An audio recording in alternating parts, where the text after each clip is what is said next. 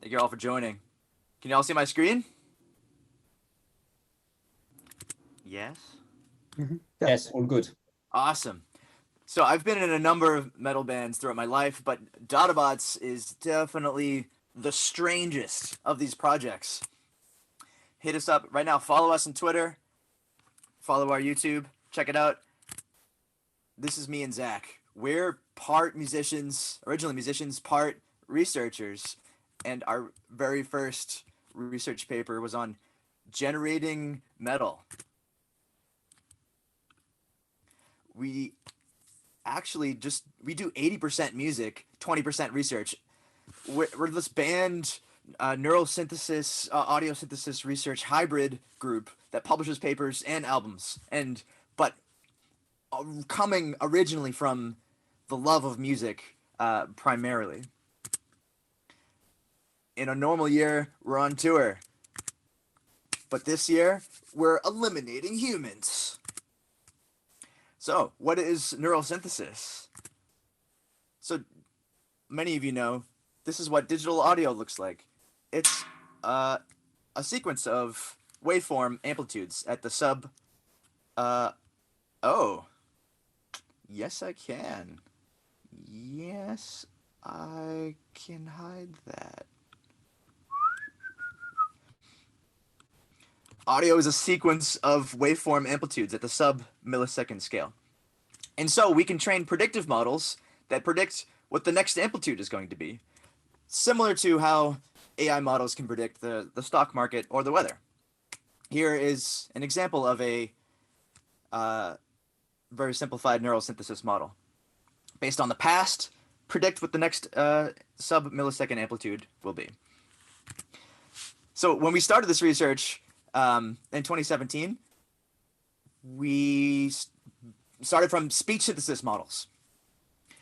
A lot of machine learning AI, many of you know maybe, the initial innovations kind of start in computer vision and natural language processing, then work their way to speech, then to music. Music's kind of like one of the last ones.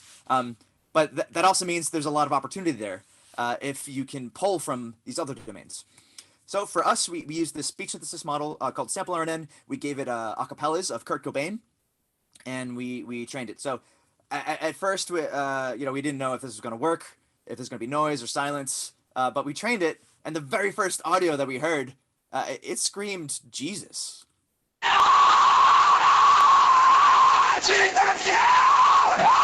Like, what? What is happening? Is this some kind of seance? Should we be doing this? What are the ethical considerations there? Are we bringing back musicians from the dead? Like, this is just audio. Like, where's AI going to take us 100 years from now? A lot of questions. So this is what the original sample RNN model looked like. It was a Theano. Nobody uses Theano anymore, but we're just back in the Theano days. So we took this model, we did a very large architecture search to find a modification of this model that would work for all different kinds of genres of music. So it turns out we had to take the speech model and make it 3 times bigger, switch out GRUs for LSTMs, add in lots of skip connections, change the way that the normalization was working, and it took us like 100 different of these experiments over the course of a summer to really hone in on a set of hyperparameters that works really well for music. And we revealed this in our NIPS paper, and instead of releasing our results like this, we wanted to release them like this.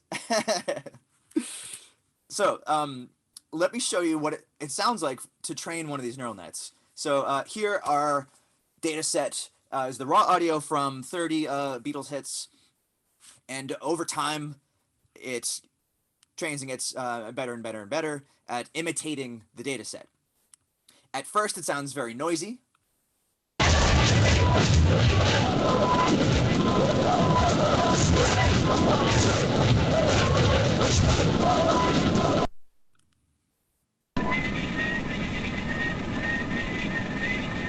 Then, after about a day of training, you start hearing more instruments in it.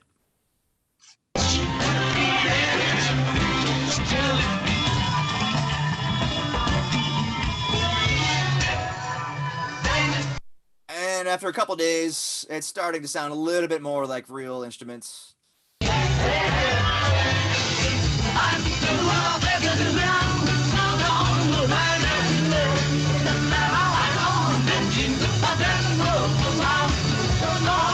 Whoa. So you can totally hear a voice that kind of sounds like Lennon and McCartney. You can hear drums. But, you know, there's no sense of rhythm or song structure at all, which is crazy. But before neural synthesis, there's no way to really do this kind of effect. Maybe you had granular synthesis, but that sounded really digital. This is way more organic. And, you know, of course, the model is being trained to memorize likelihood. Eventually, like if it was large enough and you trained it long enough, it would just spit out the original data set verbatim. But that's not what we're interested in. Actually, that could maybe even get us in copyright trouble. We want to make something that sounds new, and we want to know like what kind of strange neural artifacts are there. In the same way that you had tape hiss, vinyl distortion, you know, growing fungus on a CD. Like how can we fuck up neural nets to make really cool music? So, you know, the consequence of posting our results on Bandcamp is that critics started reviewing this. Of course, they didn't give us very good ratings, but we were astonished that anyone was listening and giving us ratings at all. So we're like, all right, let's actually construct these things as good listening experiences. Let's actually make them albums, not just lists of epics. And that's exactly what we did here for this black metal album. So this was trained on Krallice, New York black metal band, their album Diotima. We made our own version of it, and the critics responded, what saves this album when compared to other releases is that there seems to have been an actual attempt to present the material in as enjoyable a context as possible. Wow, it's almost like we're musicians. So here is the internet's busiest music nerd critiquing this black metal album of ours.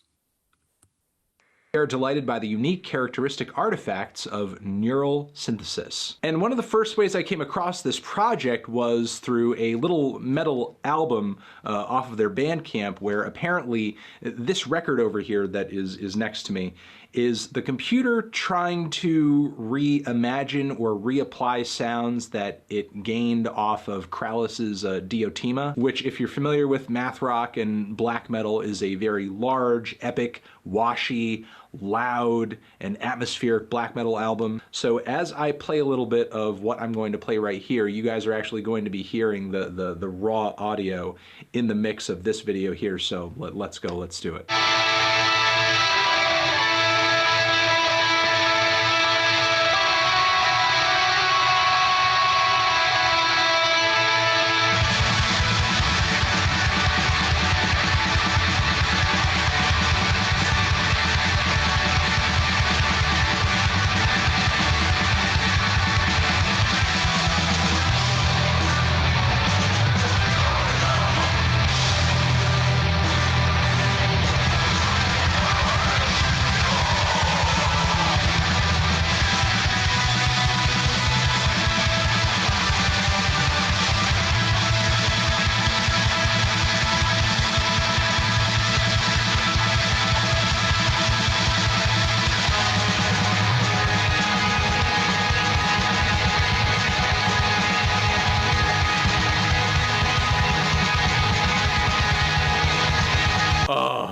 That's really weird. It makes me smile because I'm actually kind of amazed by it. It obviously doesn't sound like much and is not that inspiring from a compositional standpoint, but the aesthetic is there. I mean, it's not perfectly clean and well assembled and smoothed out like the way that Krallice's sound is, but to me it sounds like I'm honestly listening to a live demo of Krallice. There's kind of passes the black metal Turing test. So we did this without asking the band permission or anything. So we thought we'd email them. We said, hey, we trained a neural net on the raw audio of your album. We used it to generate this other album. Let us know if you want us to do a takedown or if we're misrepresenting your art. And they immediately responded, that's awesome. They didn't feel personally misrepresented at all. And thanks for asking. And they wanted to do more collaborative ideas. Hell yes. the lunacy continued. We tried this on other different albums. Here we used the Encenithrak, their album, also featuring members of Krallis, and we made this 10-hour remix. And the animation is also an AI remix of their album cover. So here it is.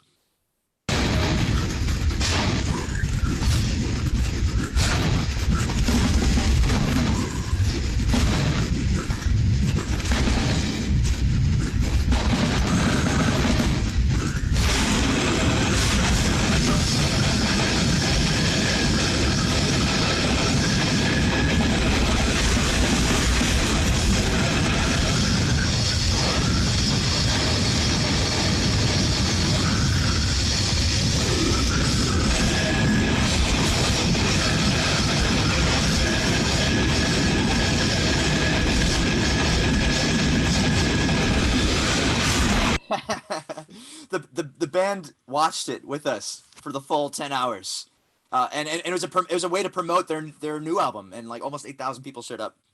And what's great about is like the live chat, like all the fans are there and just chatting and like talking about what they're listening to at the same time. Just love doing live streams or premieres on YouTube. It's just way more awesome way to present your music, especially when everyone's remote. So here we did Meshuggah. Check this out. Like Meshuggah, they're very mathy. The rhythms are very intricate. Here it's like random and warbly, but the timbres are there. Check it out.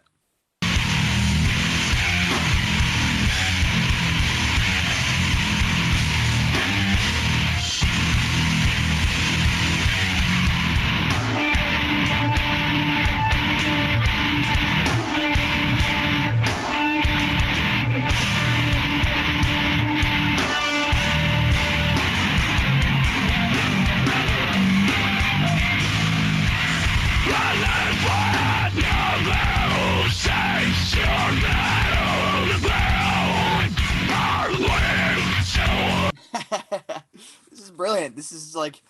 There's a whole playground here of just new ways of messing with audio. So you heard those lyrics come in like pretty crisp. Like that sounds like Meshuggah's singer. Obviously, it doesn't know English. It just knows this nonsensical phoneme timbre thing, which is pretty cool. And it's kind of fun to imagine what they could be singing. So that's what we did here for this skate punk video, no effects. This is a fake video that was edited with fake lyrics, and this is what a fan of ours thought the lyrics were. It's pretty funny. Okay, check it out.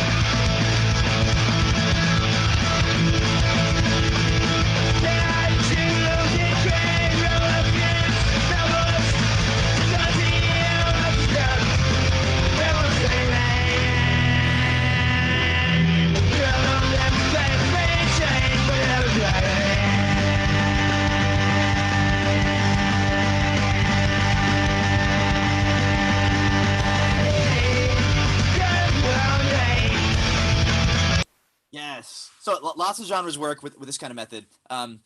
We tested hundreds of genres, and it turns out that like for this particular model, which is bottom up learning, just noisy like metal, punk, fast tempo stuff works really, really well, and not so much hip hop and electronic and reggae and slow music. And the reason is because it's learning short sequences of amplitudes first. Data sets with very limited range of timbre, like a live band, same drums, guitar distortion, whole album, same production and mastering. That's going to work really, really well, especially bands that are high tempo because the patterns are even shorter, and with a lot of range of of interesting patterns, like in technical death metal. Oh, and also it's fun to imagine what an AI might think the lyrics are. So here we ran 10 hours of Cannibal Corpse with a GPT-2 lyric generator, and GPT-2 was fine-tuned, trained on Cannibal Corpse lyrics, and it's pre-trained on Reddit, and so you have to be careful that it's not going to just spin off and start debating politics, which was the biggest problem we have here. So we had to filter out all the politics and just have the murder and gore, keep it rated R. So here it is.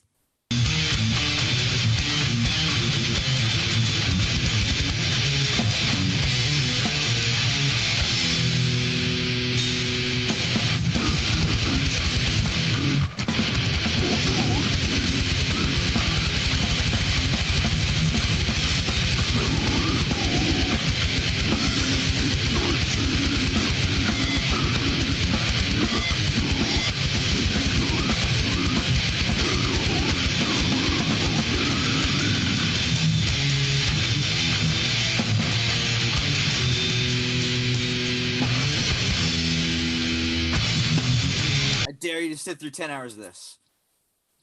So over time, we learned how to find the hyperparameters and shift the data set. One of the big problems is that most of the audio that it generates is not very listenable. There's a lot of silences, or too much repetition. But if you construct the data set just right, you can actually make a net where everything it generates sounds good. And that's what we did here with Relentless Doppelganger. So this is trained on Canadian tech death band Arcspire, and you're listening to everything it's generating. And it's generating live. Let's listen to it.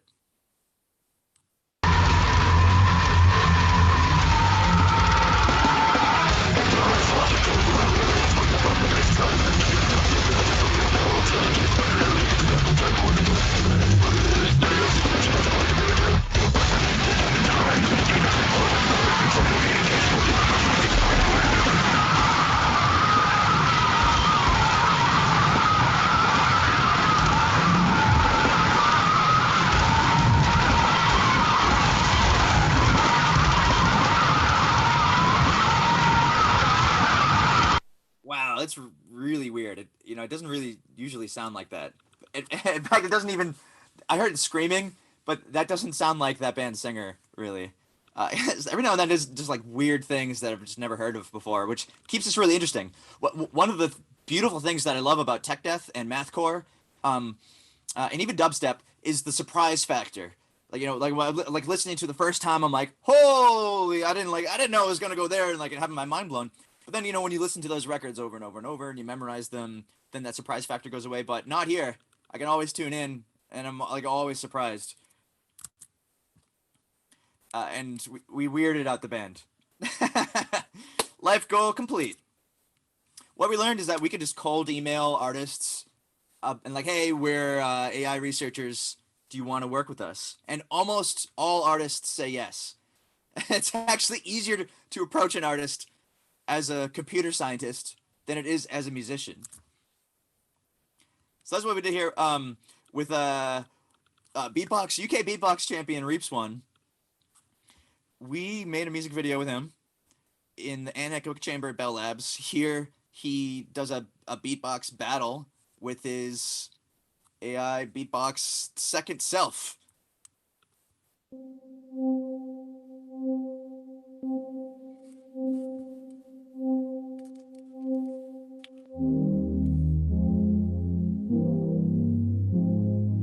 One, two, three, four, five.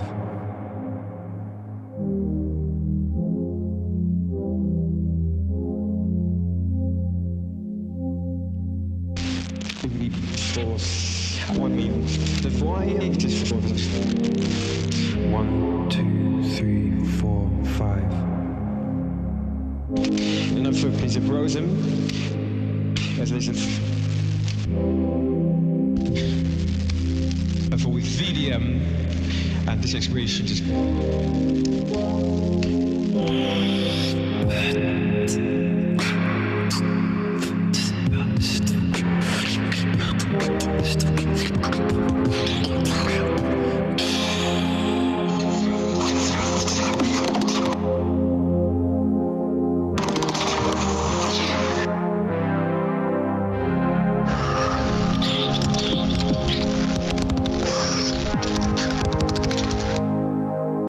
super compelling. Check that out. We kind of get lumped into this whole world of deepfakes, but with music. And sometimes our fans deepfake us. Like one day we found that we had an address in Ukraine. This fake strip mall with the Dadabots logo. Oh my god, hilarious. So like, you know, fast forward to last year, OpenAI Jukebox came out with a model that could do lyrics conditioning, which we hadn't seen before. So we did an example with Nirvana, and he's singing this. They're singing this gorilla song, Clint Eastwood.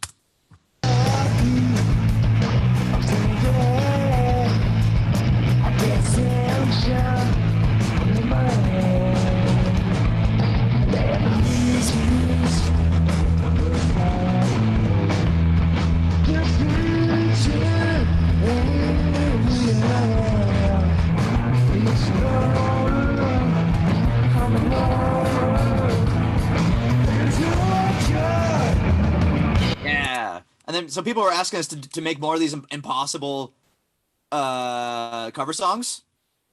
Of course, you know, Kurt Cobain died before the Gorillaz wrote that song. Also here, Frank Sinatra died before Britney Spears put out Toxic. But here is Frank Sinatra bot singing it. Of course, it doesn't really sound like Sinatra. If you're a fan of Sinatra, you're not really convinced. But it nails the classic pop genre pretty well.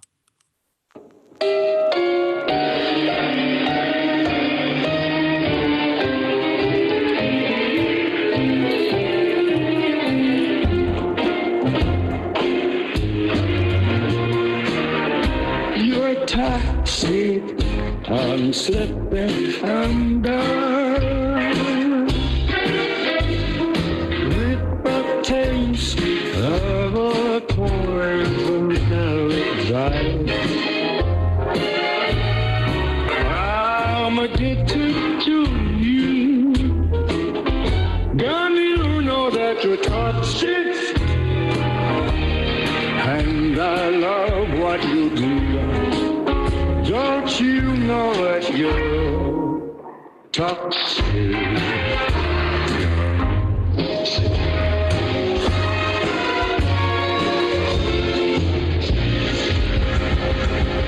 So you probably guessed it. Yeah, we got a takedown for that one over copyright claim. But you know, it's like totally new frontiers of copyright legal.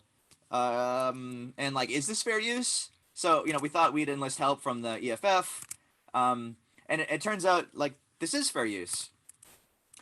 We submitted a rebuttal with the help of attorneys who specialize in AI and copyright, and YouTube reinstated the video as a cover song. So the publishing royalties go to the writers of Toxic, and the recording royalties go to us, which is interesting. So, mwahahahaha. We brought it back from the dead. Mwahaha. To generate these examples, we have a very large 36 GPU cluster where we run Jukebox with all kinds of hyperparameters, searching for what it can do. In the same way that we were modifying sample RNN, here we're modifying Jukebox. We're trying to find, not just more deepfakes, but can we make brand new music, brand new sounds? Can we fuse genres together? And here we're actually able to fuse funk, deathcore, and Meshuggah. And here's an example. You'll hear the chugs of metal. You'll hear the timbre, kind of like Meshuggah's singer, and the waka chicka waka chicka of funk. It's together into a riff. Check it out.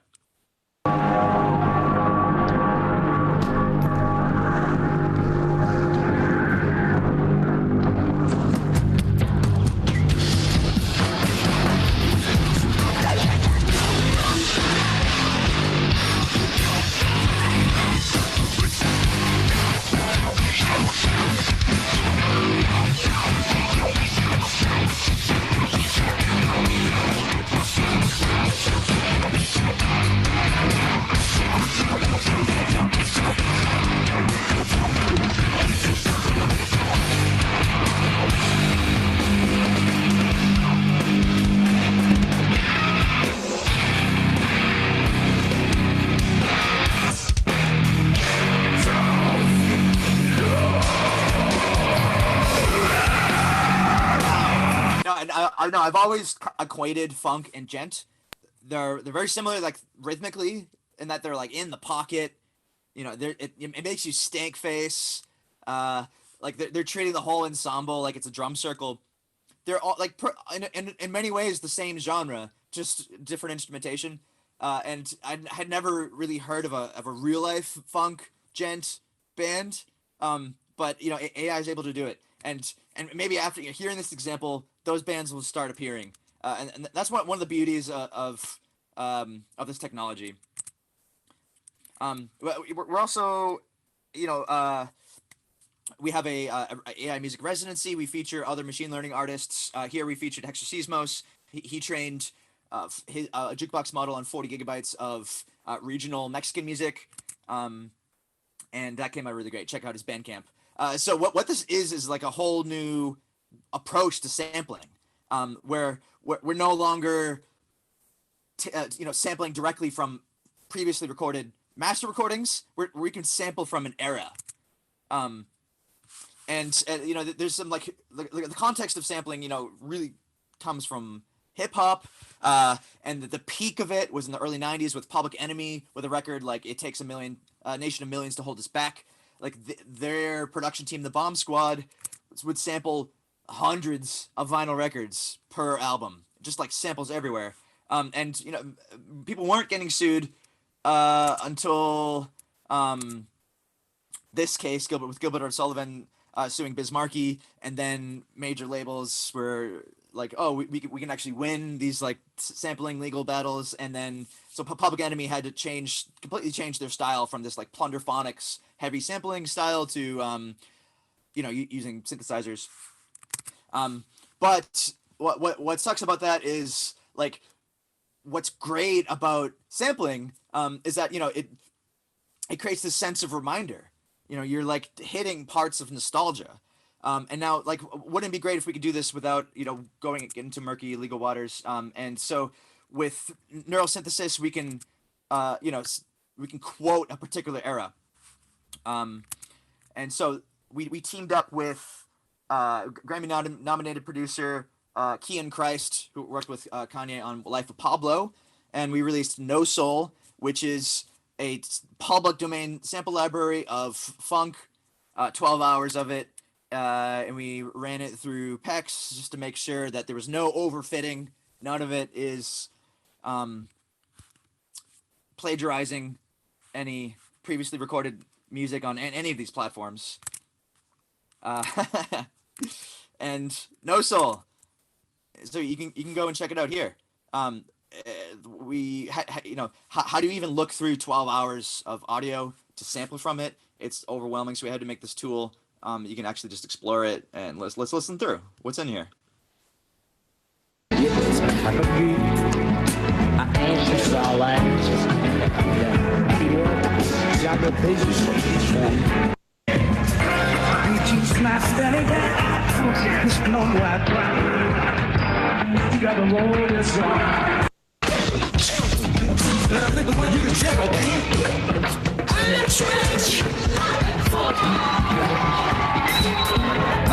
Crazy. I heard like an audience.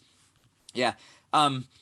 So Kian, we use some of our techniques to make a hip hop song. It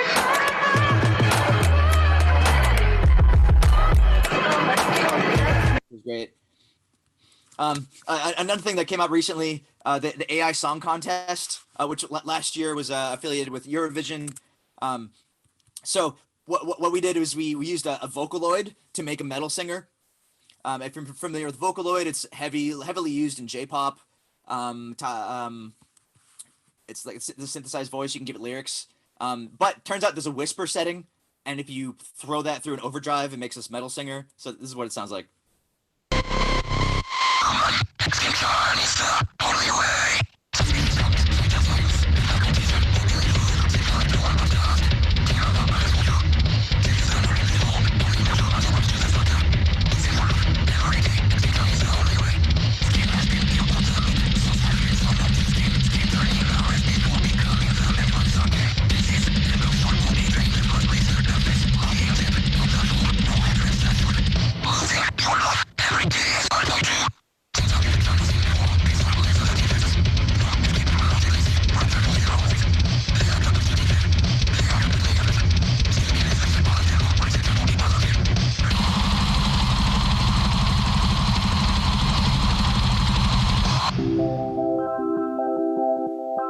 And this year, we're trying to get the lowest possible vote score. We made a push button hardcore song. We just hit generate and we slept and we woke up and it was done. And it's called Can't Play Instruments. One of the problems we realized is that like by the more and more we were using AI to make music, the more our musicianship was atrophying. Like even though we met at Berklee College of Music, we're kind of an embarrassment to that even be affiliated with that college now. Like the calluses in my fingers, like I can't even turn the amp on. It's just I get way out of breath. But you know, here's our submission.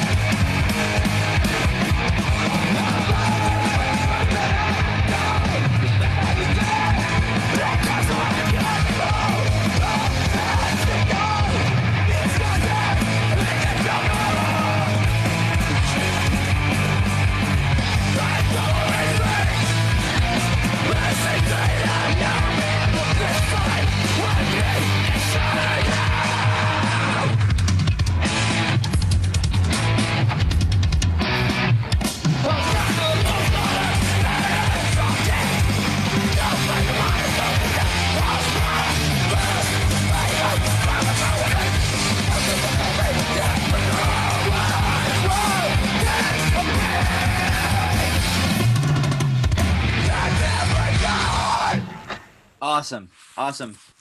So please, where it says, do you like this song? Please click not at all the way down and hit submit.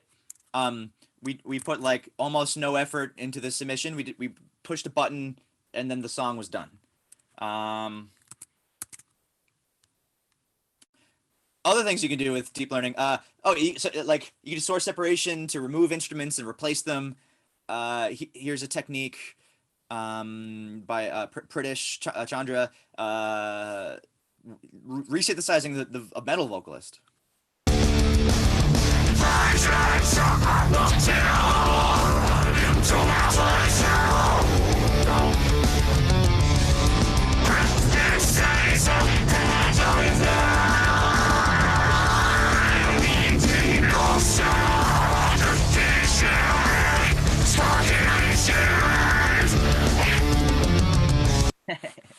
Yeah. If you're a researcher and you're working on these kind of music synthesis methods and you want just a channel to show off, definitely reach out to us. We'll do something cool on our channel. And the final bit I'm going to show you is our latest research. We assembled a data set of guitar profiles, 27,000 of them. We're currently advising PhD students at Queen Mary, and we're working with the Taiwan AI Music Labs to do this. And we trained a transformer model on this symbolic data set of guitar profiles, and we made this encoder-decoder system. And so here's what totally random Guitar Pro sounds like. This is like, untrained.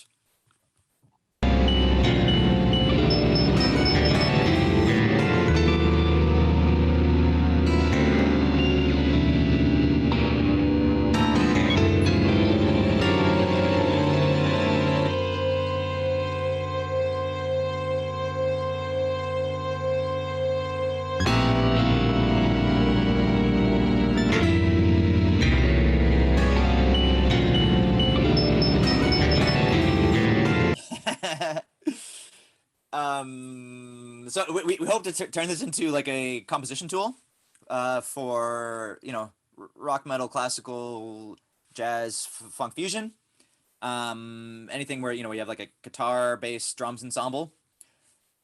And like an interactive generating tool for that. That's gonna be fun. So, in conclusion, the end is near. We have merch, and we're Dadabots. Thank you so much for your time and attention. We're gonna do a Q&A session right now, and then afterwards, stick around for networking. We're gonna split off into groups and meet each other. All right, thank you.